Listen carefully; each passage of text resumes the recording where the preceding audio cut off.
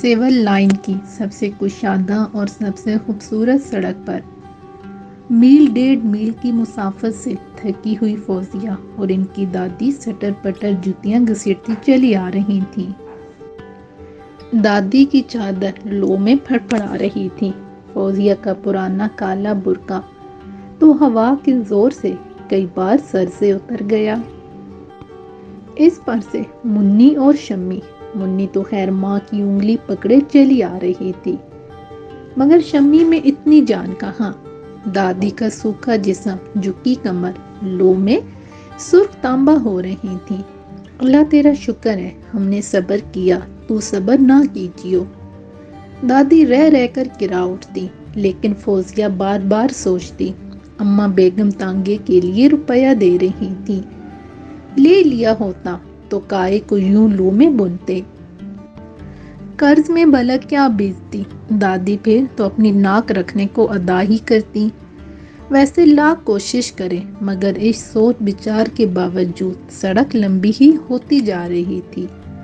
جو کوٹھی آتی بس جی چاہتا کاش یہی کوٹھی اپنی ہوتی۔ جلتی سے اس تپتی سڑک سے بچ کر اندر گھس کر بیٹھ رہتے، مگر ابھی تو منزل دور ہی نظر آتی۔ نہر پل کے ادھر ہی تو اپنی ننھی سی کوٹھی تھی۔ لمبے لمبے شیشم، کلپٹس، آم اور جامن کے درختوں کے سایوں میں دبکی ہوئی کوٹھی۔ یہاں سورج بھی مار کھا کر آتا، لو بھی غراتی آنے کی بجائے سسکی لے کر آتی۔ بہرحال ان کی کوٹھی آ ہی گئی۔ لپک کر اپنے گوشے عافیت میں سب نے پناہ لی۔ ابھی دروازہ بھی بند نہ ہوا تھا، چادر برقع تک نہ اترا تھا کہ فوزیہ پر اس کے بپتا نے جپٹ کر حملہ کر دیا۔ ارے تو قصہ ختم۔ حسرت ناک تعجب کی لہر میں اس نے اچانک اپنے زانوں پر ہاتھ مار کر رونا شروع کر دیا۔ ارے اسلم میاں، میرے ساتھ تم نے دھوکہ کیا۔ ارے پوچھو ناؤ کس نے ڈبوئی، خواجہ خضر نے کہا۔ فوزیہ نے لیگ کر بین کیا اور ماتھا کوٹ لیا۔ دادی نے کپ کپاتے ہاتھوں سے چادر اتاری، پانٹ سے لال ہونٹوں کے گوشے لرزے، ٹھوری پھڑکی، چہرے کی ایک ایک جھری کانپ گئی اور میلی میلی آنکھوں سے آنسو ٹپک کر جھریوں کی راہ سارے چہرے پر بہنے لگے۔ انہوں نے شمی کو زمین پر اتارا تو اس نے تیز آواز میں رونا شروع کر دیا۔ دادی دادی، وہ ایک ہی سر میں رو رو کر انہیں اپنی طرف متوجہ کرنے کی کوشش کرنے لگی۔ لیکن فوزیہ کو بحال دیکھ کر دادی کو اتنا ہوش کہاں رہتا۔ منی کو پیاس لگ رہی تھی، اس نے بھی موقع غنیمت دیکھ کر پانی پانی پکار کر رونا شروع کر دیا۔ ارے میرا بچہ مجھ سے چھڑایا، اسلم تو مر جائے اسلم۔ فوزیہ نے کچہری میں اکبر کو اسلم کے حوالے کیے جانے کا منظر یاد کر کے سینہ پیٹ لیا اور بے ہوش ہو کر کھڑے قد سے زمین پر آ رہی۔ اب تو منی، شمی اور دادی نے مل کر وہ ہائے وویلا کی کہ اپنی کوٹھی والے بھی جاگ اٹھے۔ بڑی بیگم ہول کر پلنگ سے اٹھی تو چابیوں کا گچھا ٹخنوں پر ہتھوڑی کی طرح لگ کر بجا۔ ایک لمحے کو پاؤں پکڑ کر رہ گئیں، لیکن پھر فوراً ہی کمرے سے نکل کر برآمدے میں آ گئی۔ سلمیٰ بی نے نہایت سستی سے ایک جمائی لے کر اپنے آپ سے کہا، فیصلہ ہو گیا شاید، اور پھر کروٹ بدل لی۔ فوزیہ، اے فوزیہ، ادھر تو آؤ، کیا ہوا؟ ہائے فوزیہ، کہاں؟ فوزیہ تو چل دی۔ دادی کی پھٹی ہوئی آواز گونجی اور بڑی بیگم ننگے پاؤں ہی ادھر بھاگی۔ پیچھے سے سلمیٰ بی بھی اپنا ساٹن کا پیٹی کوٹ سنبھالتی نکلی۔ چل دی، لو بھائی غضب ہو گیا، اب کیا کریں؟ کلیجے میں پنکھے سے لگ گئے، مگر فوزیہ تو وہاں موجود تھی، مری بھی نہیں تھی، کیسی صاف سانس چل رہی تھی۔ اے اصغری بیگم، تو نے تو دلا دیا، کیا ہوا؟ بڑی بیگم کے ننگے تلوے جیسے ابھی تک بوپھل پر تھے۔ کیا ہوا بیٹی؟ نصیب کے لکھے پورے ہو گئے، کبھی ہمارے گھروں میں کب ایسا ہوا تھا؟ اس پاکستان نے مٹی خراب کر دی۔ رہنے دو بوا، رونے دھونے کو۔ اچھا ہوا کم بخت سے لونڈیا کا پنڈ چڑھ گیا۔ مہر کا کیا فیصلہ ہوا؟ لڑکا تو اسی کو مل گیا ہوگا، لڑکیاں بھی اس کے منہ پر پھینک دی ہوتی، گندی بوٹی کا گندا شوربہ۔ ارے بیٹی، کوئی اولاد کیسے چھوڑ دے؟ ارے میں تو پالے پوسی کی محبت میں گھر سے بے گھر ہو گئی، یہ تو اس کے اپنے جنے ہیں۔ لڑکے کے غم میں بے ہوش پڑی ہے، دادی نے رو رو کر کہا۔ بڑی بیگم نے فوزیہ کے منہ پر پانی کی چھینٹے دیے۔ فوزیہ نے جلدی سے آنکھیں کھول دیں، کٹورا بھر پانی پیا اور سر پکڑ کر لمبی لمبی سانسیں لینے لگی۔ بڑی بیگم نے فوزیہ کو اپنے کندھے سے لگا لیا اور آنکھوں میں آنسو بھر کر بولی، فوزیہ تو میری بچی ہے، تو کس بات کا فکر کرتی ہے؟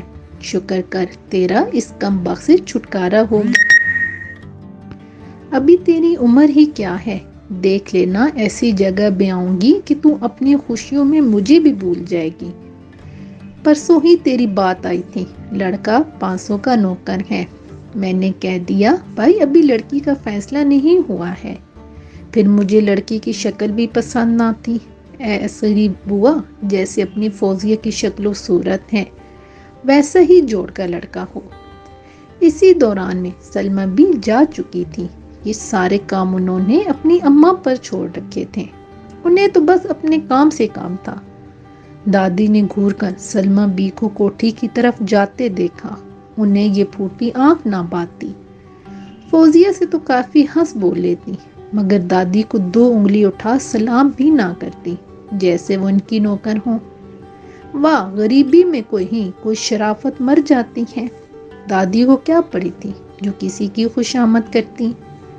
ان کے اپنے بڑے میاں کا مراد آباد میں اچھا بھلا پکا مکان تھا، وہ تو آئے دن خط لکھتے رہتے کہ آ جاؤ، تم نے اپنے بھانجے کی اولاد کے لیے میرا ساتھ چھوڑ دیا۔ مگر وہ بیچاری لا اولاد تھی، اپنے مرحوم بھانجے کی ذرا سی بچی کو اولاد کی طرح پالا، شادی بیاہ کیا۔ اب یہ قسمت کہ اس کا میاں پاکستان آیا اور وہ بھی دیوانی بنی اس کے پیچھے چلی آئی۔ پالے پوسے کی آگ تو پیٹ میں رکھنے کی آگ سے کہیں بڑھ کر ہوتی ہے، مگر یہ باتیں آج کل کی لڑکیاں خاک سمجھے۔ وہ تو بڑی بیگم کی مروت تھی جو سلمہ بی کے تیوروں پر کچھ نہیں کہتی۔ اور پھر اس وقت تو جہاں سلمہ بی پیٹ پھیر کر مٹکتی چلی گئی، وہاں بڑی بیگم نے سب کو اپنی طرح سمیٹا اور اپنے کمرے میں لے گئی۔ ان کے کمرے میں پلنگ 2 ہی تھے، ایک پر سلمہ بھی پہلے سے مست مارے پڑی تھی۔ اب بڑی بیگم کی مسہری پر اتنے لوگ کیسے بیٹھتے؟ سو فرش پر ہی پادان کھلا، دکھ سکھ کی یادیں ہوئیں اور خوب ہوئیں۔ دادی روئیں، فوزیہ آنچل منہ پر ڈال کر سسکی تو بڑی بیگم کی آواز بھی بھرا گئی۔ سلمہ بی نے بڑی بیگم کے اتنے خلوص پر سوتے میں کئی بار ہوں بھی کی۔ آخر بیٹھے بیٹھے بڑی بیگم کی کمر میں درد ہونے لگا اور وہ دادی کے اصرار سے اپنے پلنگ پر لیٹ گئی، مگر اس وقت بغیر فوزیہ کے چین کہاں۔ بولی، فوزیہ بیٹی میرے پاس آ جا، تجھے بیاؤں گی تو کیسے قرار آئے گا۔ یہ سن کر دادی کے ہاتھ قبلے کی طرف اٹھ گئے۔ اللہ بے قصوں کے لیے تو ہی دنیا میں فرشتے بھیج دے۔ دادی کی آنکھیں ایک بار پھر پر آب ہو گئیں اور فوزیہ کے زخموں کی جلن کچھ کم ہوئی، وہ شرماتی پانتی بیٹھ گئی۔ بیگم سے اس کی عقیدت پیروں اور ولیوں سے بڑھ کر ہو گئی۔ بیگم نے اٹھ کر اس کے سر پر ہاتھ پھیرا، مگر پھر فوراً ہی گھٹیا کے درد سے مجبور ہو کر اپنے ہاتھوں اپنی پنڈلیاں مسکنے لگی۔ اماں بیگم سو رہی، فوزیہ نے انہیں زبردستی لٹا دیا اور ان کی پنڈلیاں مسکنے لگی۔ بڑی بیگم نے بہت منع کیا، دادی کو بھی فوزیہ کی اتنی عقیدت آنکھوں ہی آنکھوں میں کھل گئی، مگر وہ ایک نہ مانی۔ اس نے سوچا کیا ہوا، کوئی اپنی ماں کی پاؤں دبانے میں کیسی بیزتی، ارے یہ ماں نہیں تو اور کیا ہے، انہیں ہم سے کیا لالچ، اس دیس میں کون کسی کو پوچھے۔ ایک یہ بیچاری اپنی طرف کی مل گئی جو انہوں نے اپنا بنا کر گھر میں جگہ دے دی، ورنہ اماں بیگم کوئی غلط تو نہیں کہتی ہوں گی کہ سارے پنجابی بھرے پڑے ہیں اس دیس میں، آپ جناب تک کا مذاق اڑائیں۔ مگر اسلم کو یہ سب سوچنے کی کیا ضرورت تھی؟ طلاق کے 2 بول لکھ کر دے دیے اور اپنی کوٹھی سے یہ کہہ کر نکال دیا کہ اب تمہارا مجھ سے پردہ واجب ہے۔ یہ نہ سوچا کہ اپنے مراد آباد میں اس طرح کرتے تو ایسا کچھ برا نہ تھا، مگر میاں نصیب و جلی کا گھر تو تھا، اپنی سگی پوتیوں سے زیادہ سمجھ کر پالا۔ اس بڑھاپے میں بھی ہر طرح مدد کو تیار ہوتے، پر اس پاکستان میں تو دادی غریب کا ساتھ بھی اس حالت میں نہ ہونے کے برابر۔ دادی کا پیسہ کوڑی بھی آنے کا کوئی راستہ نہیں، نہ یہاں رہنے کا کوئی وسیلہ، نہ جانے کی آس، اپنے غیر ہو گئے۔ ارے یہ جنم کا ساتھی، اس نے تو ایسی آنکھیں پھیری کہ طوطا بھی کیا پھیرے گا۔ یہ نہ سوچا کہ اس بڑے شہر میں کہاں جائے، نہ عدت گزارنے کی جگہ، نہ مہر، نہ بچوں کا گزارا۔ پھر دعویٰ کیا تو لوگ وہ بھی برائی، کیسا بے گھر بے در کیا۔ ارے اسلم تیرے پیارے تجھے روئیں، ہائے۔ اور فوزیہ پھوٹ پھاٹ کر رونے لگی۔ بیگم سو چکی تھی، دادی بھی تھکی ہاری اونگ گئی تھی، سب صبر کر بیٹھے تھے، مگر فوزیہ کو صبر کیسے آ جاتا؟ 7 سال کا پالا پوسا لڑکا چھن گیا، اب پتہ نہیں منی شمی کا کیا بنتا ہے۔ دادی قبر میں پاؤں لٹکائے بیٹھی ہے، خود اس کی ایسی عمر نہیں کہ اکیلی کہیں محنت مزدوری کر کے پیٹ بھر لے۔ بقول بڑی بیگم 24-25 کا سن، شکل و صورت کی کہوں تو بس فوٹو سا کھنچا ہوا، اس پر بھی اسلم بد نصیب کا دل دوسری جگہ اٹکا۔ مراد آباد سے نوٹوں کی پیٹی باندھ بیوی بچوں کو چھوڑ کر پاکستان چلے کہ بس جیسے ہی وہاں برتنوں کا کارخانہ چلا سب کو بلا لوں گا۔ دادی تو اسلم سے خوب واقف تھی، اس پر سے فوزیہ کی طبیعت کی تیزی بھی ان سے کچھ نہ چھپی تھی۔ جب اسلم نے فوزیہ کو جھوٹوں بلایا تو انہوں نے فوراً ہی آنے کی تیاری شروع کر دی۔ فوزیہ کو اکیلے کیسے بھیج دی؟ دنیا نہ کہتی کہ اکیلے پردیس میں جان بوجھ کر بھیج دیا۔ سوچا لڑکی ذرا رچ بس لے تو پھر چلی جاؤں گی، مگر یہاں آ کر جو دیکھا تو کارخانہ وغیرہ سب چوپٹ، اور اسلم میاں 60-70 کے کسی دکان پر ملازم، اور ایک بنگلے کے سرونٹ کوارٹر کی ایک کوٹھی کے 5 روپے مہینہ کے کرایہ دار۔ دادی کلیجہ محسوس کر رہ گئی، انہیں حالوں ہوتے جب بھی گزر ہو جاتی، مگر ان 60-70 میں اسلم کی دل لگی بھی تو چلتی اور فوزیہ کی زبان چلتی۔ دادی لاکھ فوزیہ کو لگام دیتی، مگر وہ تو آپے میں نہ تھی۔ اور ایک دن اسلم نے بد زبانی اور فضول خرچی کے الزام میں طلاق لکھ دی۔ لڑکی کا ہاتھ پکڑا اور فوزیہ کو ہانک کر کوٹری میں تالا ڈال دیا۔ نہ کوئی داد نہ فریاد، اور جب فوزیہ اور دادی روتی پیٹتی کسی کوٹھی کے سرونٹ کوارٹر کی تلاش میں نکلی تو بڑی بیگم تک پہنچ گئی۔ پہلے تو بہت بے رخی سے پیش آئیں، مگر جب دکھیاریوں کو بے آسرا دیکھا تو پگھل گئی۔ نہ صرف کوارٹر مفت رہنے کو دیا، بلکہ فوزیہ کو بیٹی تک کہہ دیا۔ مانگنے والے کی قسمت ہے، آگ مانگے اور پیمری تک مل جائے۔ اور بڑی بیگم جو اب فوزیہ کی اماں بیگم بن چکی تھی، اس وقت گٹیا کے در سے نجات پا کر گہری نیند میں سو رہی تھی، اور فوزیہ ان کی پانتی بیٹھی اب چپکے چپکے آنسو بہا کر تھک چکی تھی۔ فوزیہ کی طبیعت تھوڑی ہی دنوں میں ہلکی کیا بس پھول سی ہو گئی۔ اب اسلم کی حیثیت فوزیہ کے لیے ویسی ہی تھی جیسے بچپن میں دادی کی منہ سے سنی ہوئی ادھوری کہانی، جسے سناتے سناتے دادی کی آنکھ لگ گئی ہو، اور فوزیہ دادی کی خراٹیں سن کر 2-4 منٹ بعد ہوں ہوں کرتی خود بھی سو گئی ہو۔ اور جب صبح آنکھ کھلے تو کٹورا بھر دودھ، باسی روٹی اور کپڑے کی گڑیوں کی بڑی بڑی نمک پاروں جیسی آنکھوں کے سامنے کہانی یاد کرنے کی کہاں فرصت؟ کسی کی یاد آنے کے لیے بھی تو فرصت چاہیے۔ اور فوزیہ کو اب اماں بیگم کی کوٹھی میں اتنی فرصت کہاں تھی۔ دادی اسلم کو کوستی تو فوزیہ منہ بنا کر کہتی، دادی تمہیں کوئی کام نہیں کیا؟ جو بیٹھی اس کے نام کی مالا جپ رہی ہوں، مجھے تو اس کے نام سے اپنا بچہ یاد آتا ہے۔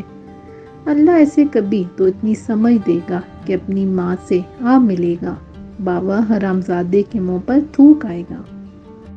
اور اتنا کہہ کر فوزیہ آنکھوں میں آئے ہوئے آنسو پلکوں میں پروئے لپک کر کسی کام میں لگ جاتی، بجلی کی طرح ساری کوٹھی میں کونتی پھرتی، اور دادی پر ایک نیا غم شام کے اندھیروں کی طرح اترنے اور چھانے لگتا۔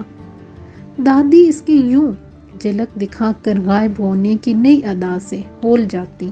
وہ فوزیہ کے سامنے بیٹھ کر اس کی بد نصیبی پر رونا چاہتی تھی، تاکہ فوزیہ یہ نہ بھولے کہ دادی اس کی کتنی ممتا رکھتی ہیں۔ مگر وہ تو اب فوزیہ کی صورت کو ترس جاتی، وہ اس کے پیچھے لپکتی، مگر ان کی ٹانگوں میں وہ پھرتی کہاں۔ وہ فوزیہ کے تعاقب میں کوٹھی کے باورچی خانے میں پہنچتی۔ اتنے میں فوزیہ سلمیٰ بی کے کمرے میں بولتی سنی جا سکتی تھی۔ کراتی ہوئی دادی برآمدے طے کر کے وہاں پہنچتی تو فوزیہ لان میں کھڑی کرسیاں ترتیب سے رکھتی دکھائی دے رہی ہے۔ ان حالوں پر دادی اپنی پھٹی ہوئی آواز میں چلانے لگتی، ارے فوزی تو بے حیا چھلاوا ہو گئی، کم بخت عدت میں تو شریف زادیاں اپنی کوٹھی سے باہر بھی قدم نہیں رکھتی۔ ارے ایسا سگڑاپا اپنے گھر میں دکھایا ہوتا تو کا کیوں اسلم تھوک چھوڑ دیتا جو در در مارے پھرتے۔ اس اعلان سے ساری کوٹھی گونج جاتی اور بڑی بیگم پر صدمے کا دورہ پڑ جاتا۔ سلمیٰ بی کا محاسوں بھرا چہرہ تیوریوں پر بل پڑنے سے اور بھی زہر ہو جاتا۔ بڑی بیگم کہیں سے برآمد ہوتی، چہرے پر رنج و ملال کا گہرا اثر لیے، کنجیوں کا بوجھ سے لٹکا ہوا کمر بند نیفے میں اڑس کر اور فوزیہ کو گلے لگا کر غم میں ڈوبی ہوئی آواز میں کہتی، جاؤ بیٹی اپنی دادی کے پاس، ہم تمہارے ساتھ کچھ کریں کہلائیں گے غیر، ایک ذرا تم اپنی خوشی سے ہاتھ ہلا دو تو تمہاری دادی جان کو کھل جاتا ہے۔ اے حمیدو کہاں مر گیا، آ کر بستر بچھا دو۔ اور فوزیہ کا خون جیسے نچڑ جاتا۔ یہ دادی تو پیر تسمہ پا ہو گئی تھیں اس کے لیے، اس کا دل ذرا بڑا نہیں۔ اماں بیگم کیسی تو محبت کرتی ہیں، اور دادی کا یہ حال کہ بس چاہیں میں ان کا ذرا سا کام بھی نہ کروں۔ ارے اب اپنے پاس اجڑ کر کسی کا احسان اتارنے کو رہ گیا ہے۔ فوزیہ دادی کو سمجھا سمجھا کر تھک گئی، مگر دادی کی سمجھ میں خاک نہ آتا۔ ہزار الٹی باتیں، رات دن کولے پر شمی رہے، لے اتر حرام زادی، نہیں تو اٹھا کر پٹخ دوں گی، ہائے میری کمر ٹوٹ گئی۔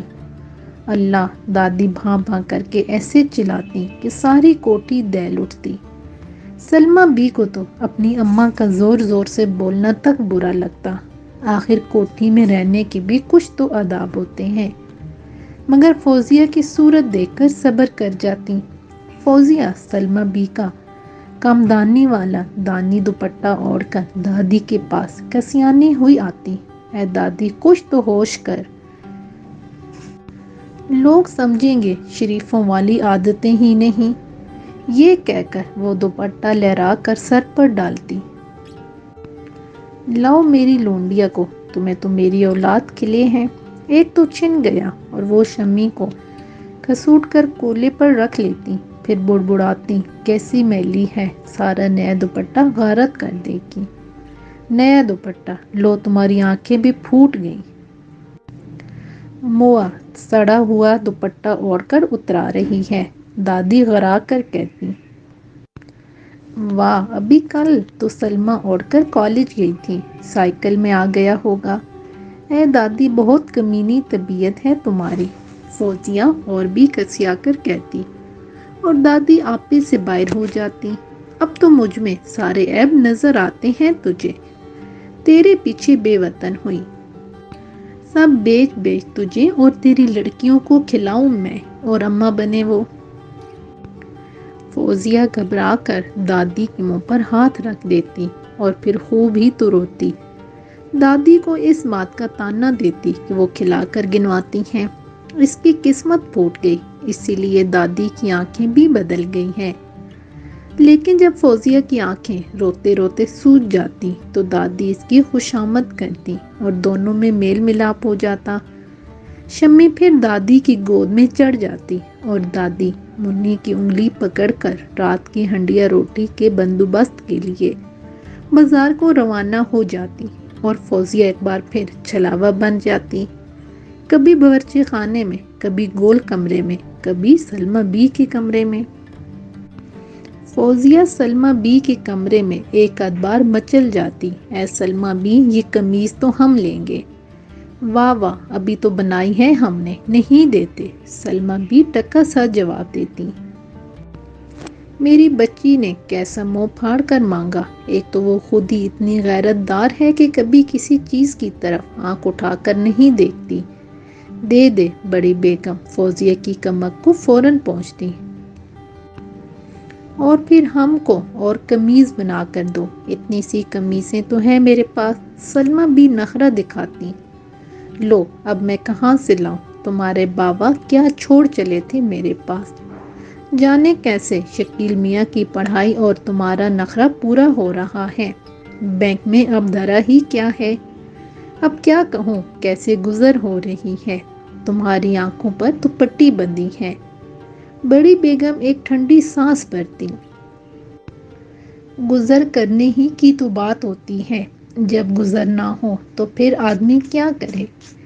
فوزیہ کا برقع پردہ زیادہ دیر کیا چلتا، اب سلمہ بی کے ساتھ باہر اٹھنا بیٹھنا، فوزیہ کو فرصت ملے اور سلمہ کی سائیکل میں پنچر بھی ہو تو کبھی کبھی لمبی چوڑی سڑک پر چہل قدمی بھی ہو جاتی۔ فوزیہ نے ذرا باہر کا قصد کیا اور دادی مردہ چوہے کی کھال جیسا بدرنگ برقع لیے فوزیہ کے سر پر موجود۔ بڑی بیگم بیچاری ہمیشہ دادی کا لحاظ کرتی۔ اصغری بوا کہتے منہ خشک ہوتا، مگر اس بات سے ان کے تن بدن میں مرچیں لگ گئیں۔ اے بوا رہنے دو شیخی بگارنے کو، ہمارے گھرانے میں جیسا پردہ ہوتا بھلا کیا مقابلہ کروں گی، میری لڑکی کی مجال نہیں تھی، وہاں کھڑکی سے جھانک لے، پر اب دیس چھڑا، وہاں کی باتیں چھڑیں، اب فوزیہ میں کون سا سرخاب کا پر لگا ہے، اب تو ایسے ہی گھر بیائی جائے گی، جہاں میاں کے ساتھ سیر کو جائے گی، ویسے بھی میرا کوئی حق نہیں، ہم تو تم پر جان دیں اور تم۔ دادی چپ ہو گئی، لیکن فوزیہ نے اس دن اپنا پرانا برقع دھویا، منی شمی کی فراق کی مشین پر بیٹھ کر سی ڈالی۔ سچ ہے بیچاریاں کب سے پھٹے حالوں پھر رہی تھیں، چلو مہینے دو مہینے اس طرح گزر ہو جائے گی، اس کے بعد ارے کیا ستیلے باپوں کے دل میں اللہ رحم نہیں ڈالتا، فوزیہ نے سوچا اور اس کے کلیجے میں ٹھنڈ سی پڑ گئی۔ لیکن گزر ہوتی کیسے، تن ڈھکنے کو ڈھک گئے، آہستہ آہستہ پیٹ خالی رہنے لگے۔ دادی فوزیہ کی صورت دیکھتے ہی کہتی، اب کہاں سے لاؤں، قسم لے لو جو اب کچھ ہو میرے پاس۔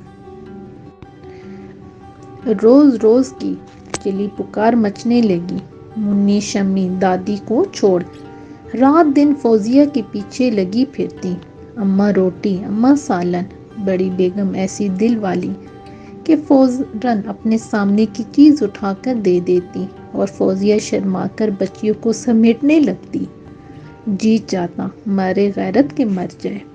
ارے بیٹی مجھ سے کیا غیرت، میرے تو حلق سے نوالا نہیں اترے گا، انہیں بھوکا دیکھ کر تمہیں ان کی ممتا ہے تو مجھے بھی ہے، مگر میں کہتی ہوں بچی تمہیں میرے ہی گھر تو نہیں بیٹھے رہنا ہے، اللہ وہ دن لائے گا اپنے گھر بار کی ہوگی، مرزاد ستیلے بچوں سے گزر نہیں کرتے، میں تو کہتی ہوں بچی کلیجے پر پتھر رکھ ان دونوں کو اسلم نگوڑے کو دے دے، کم بخت کو ذرا پتہ تو چلے کہ طلاق دینا بچوں کا کھیل نہیں۔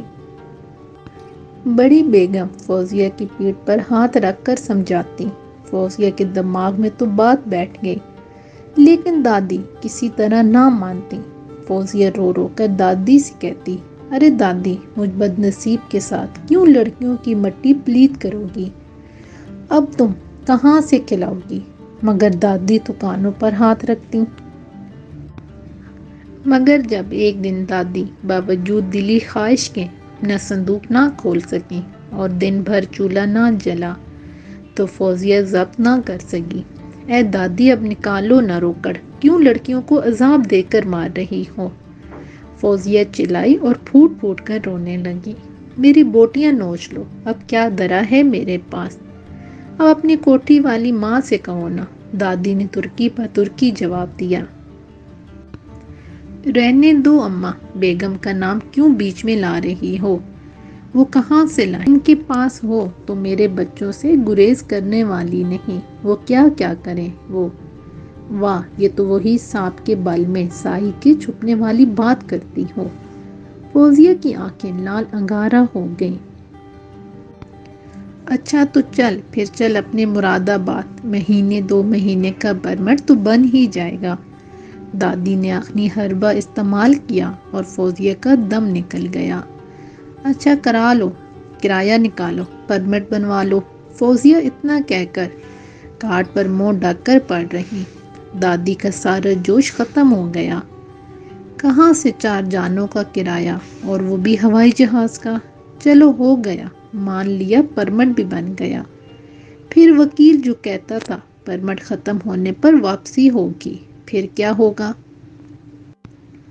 رات کو فوزیہ نے منی شمی کو رو رو کر دادی کے ساتھ رخصت کر دیا۔ دادی روتی کپ کپاتی شمی کو گود میں اٹھائے منی کی انگلی پکڑے اسلم کی کوٹری تک پہنچ گئی۔ اسلم نے منی کو تو چوم چام کر گود میں بٹھا لیا اور شمی کی طرف آنکھ بھی نہ اٹھائی۔ بولا، میں اتنی سی چھڑچڑی کو کہاں اٹھائے پھروں، اب ایک ہی رکھو، ممتا ختم ہو گئی تمہاری۔ دادی کے پتنگے سے لگ گئے۔ شمی کو زبردستی اتارنا چاہا تو شمی کی چیخوں سے کلیجہ ہل گیا۔ دادی بغیر کچھ جواب دیے شمی کو لیے واپس آ گئی، اور فوزیہ جو شمی کو دیکھ کر گود پھیلائے روتی دوڑی تو بس بیگم کا کلیجہ ہل گیا۔ دادی نے اپنے کپ کپاتے سر کو اور ہلا کر کہا، سچ ہے، ممتا بھی کہیں مرتی ہے، لیکن 2-4 دن بعد ہی سوکھی، کمزور اور آئے دن کی مریض۔ شمی نے ممی کی یاد میں اڑک کر دادی کے کمر پر رات دن چڑھائی جو شروع کی تو ممتا کی طرف سے ان کے خیالات میں بڑی انقلابی تبدیلیاں برپا ہو گئیں۔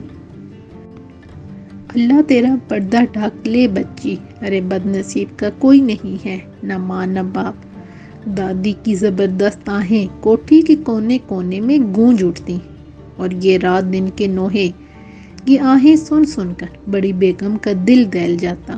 گھر میں جوان بیٹی، ولایت میں 5 سال کی پڑھائی کے لیے گیا ہوا جوان شیر سا بیٹا، اور گھر کے ایک کونے میں افیم کھا کر اونگتے ہوئے بوڑھے پونس سسر۔ اس کوٹھی کے واحد مرد، اس پر غریب الوطنی مستضاد۔ ان حالوں میں کوٹھی کے اندر دادی کی وقت بے وقت کہ نوحے یہ نہ دیکھیں کہ دونوں وقت مل رہے ہیں، نہ یہ کہ اذان کی آواز آ رہی ہے، بس ہمہ وقت دنیا کے دکھڑے کوئی سنے نہ سنے بیان ہو رہے ہیں۔ بیگم نحوست کم کرنے اور اپنا دھیان بٹانے کو زور زور سے سلمیٰ اور شکیل کی شادی بیاہ کی منظر کشی کرتی، فوزیہ کے جہیز کی تفصیلات کے بارے میں سلمیٰ سے مشورہ طلب کرتی۔ اے بھائی، اب تو فوزیہ بی کا بھی اپنے ہی اوپر فرض ہے، ابھی سے تیاری کریں گے تب جا کر 2-4 سال میں ایسا جہیز بنے گا کہ 1000 باسوں والا بھی دیکھ کر خوش ہو جائے۔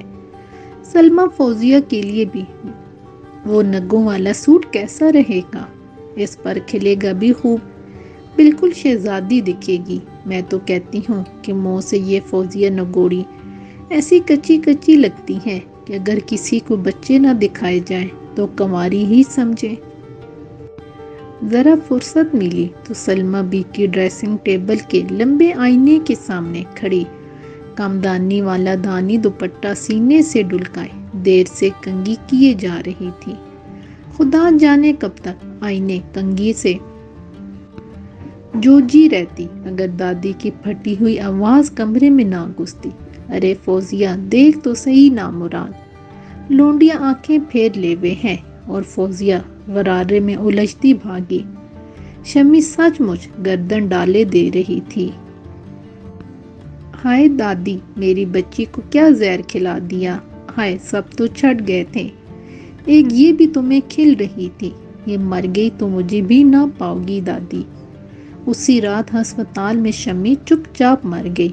فوزیہ نے مرنے کی بہت کوشش کی، سر پھوڑ ڈالا، دانی کا کمدانی دوپٹہ دانتوں سے نوچ کر چندی چندی کر دیا۔ پھر دادی اس سے لپٹی ساتھ ساتھ لٹکتی پھری، اسے مرنے کا موقع ہی نہ دیا۔ دادی کو تو اپنے پالے پوسے کی اتنی آنکھ تھی، پھر جس نے 9 مہینے پیٹ میں رکھا ہو، اس کے دل کا حال کون نہیں جانتا۔